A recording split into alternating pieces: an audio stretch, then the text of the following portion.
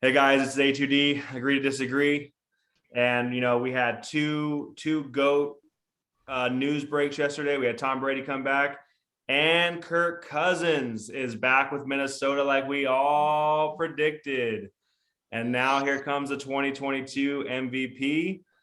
He is going to come out. He's going to throw for 5,000 yards, 40 touchdowns, 6 interceptions, and do it at a 72% clip. So, hey, I actually really like this. I'm excited to see what he does with Kevin O'Connell as the head coach, a quarterback guy, just an offensive minded guy. I really believe that Kirk is about to have his best season, because the coach is going to believe in him. We heard about what Zimmer and Spielman, they were kind of at turn or at a head because of this. And it affected Kirk's play a little bit, I would think. And I know he's never been a primetime guy, but I really think that if you give him confidence and you give him the keys to the kingdom, like I think they're about to do, give him full reign of the offense, because he understands this offense and these guys better than the head coach and the GM do now, right? So I really think that this is the best thing for Kirk. You heard the trade rumors and all that. I think he's our guy for the next 2 years. We're paying him. He's going to be happy. I think he's home, man. I really do. Deshaun Watson coming in, there were some trade rumors there, but I really think this is the right move for Minnesota. Home, only a 1-year deal to call that home. And the extension happened. Right, the extension happened because the cap hit. They weren't going to pay him that cap hit. So you either extend and restructure, or you get traded. So that trade speculation was real, and he did the right thing, honestly. But he also bet on himself, and he has the no trade clause now in that extension. So he has the power next year. If it doesn't work out this year, and he's in complete control moving forward into next year. So if it's home, you would think that they would have given him a 4-year extension, maybe whatever it was. But only the 1 year leads me to think it maybe not so much. And to the Vikings' point, the new GM, new coach might be a good idea to only do that. They set themselves up for this year. Next year, they could potentially get out of it if it doesn't work out. Because, I mean, the guy's a 61, 62, and 2 career win-loss record, below 500. So, I mean, do you really want to invest long-term? And they didn't. So, home is a bit of a stretch for me. These new GMs, the new GM and the new coach, they're playing it smart. And he's better than anything else they can get, so they had to stick it with him. Like, if they would have traded him, unless you're getting Deshaun Watson, then you're losing. And with the NFC, like we talked about before, it's open. There's the Bucks now, the Brady's back. There's the Packers, and then there's the Rams. Other than that, Kirk Cousins might be the next best quarterback in the NFC.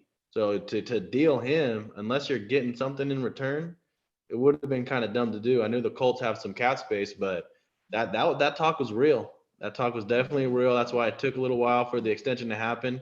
But ultimately, as a Vikings fan, I'm sure you're excited because you guys get to contend again, and that's the ultimate, rebuild that was thrown around. And it's definitely not a rebuild when you got him and you got those receivers and you got that back.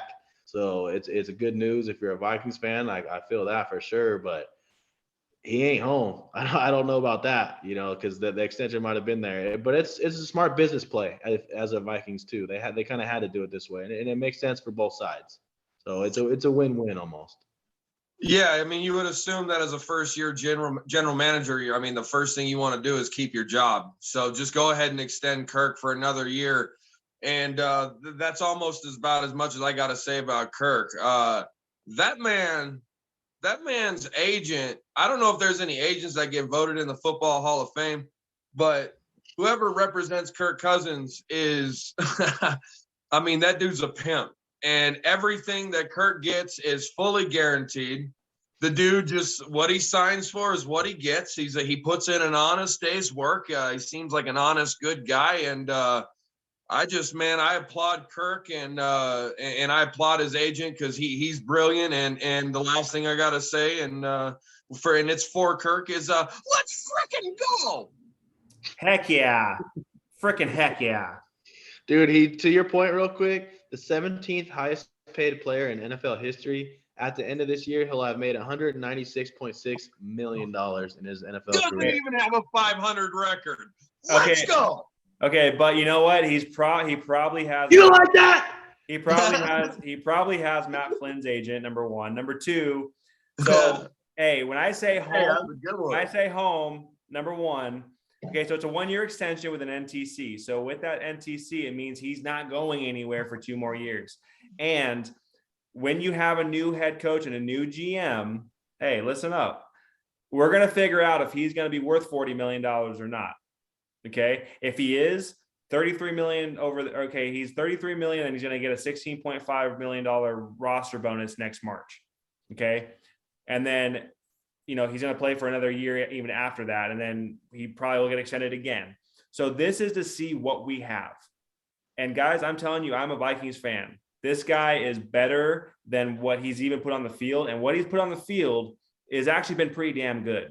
Okay, when he was with Washington for those 2 seasons, that's where most of his losses come from. He has a winning record in Minnesota. He's brought us to the playoffs once or twice, I don't remember. And he's won a playoff game, and he made that throw to win that game.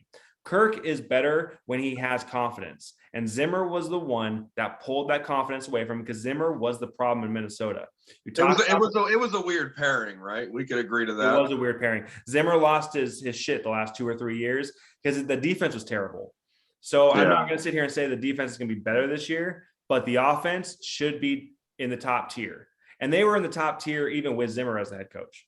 That's what I was about to say. They already were top tier. And he 3 years in a row, he has a QBR over 1.3. He's been balling. Kirk hasn't been the issue at all down there. So Jefferson's getting better. Dalvin, if he can stay healthy, is one of the best backs in the league. I do think that we're going to get Adam Thielen back. He's a homer. He's going to find a way to stay in Minnesota. We're going to have just playmakers all over the place. There's a guy that's emerging as the wide receiver 3. His name's Amir Smith from Marset. I always talk about this kid out of college. This guy can fucking fly. And when he was given the chance at the end of the season last year, he really brought it up. Irv Smith is coming back. They might bring some other pieces around if they can protect him, which I really think that they're going to.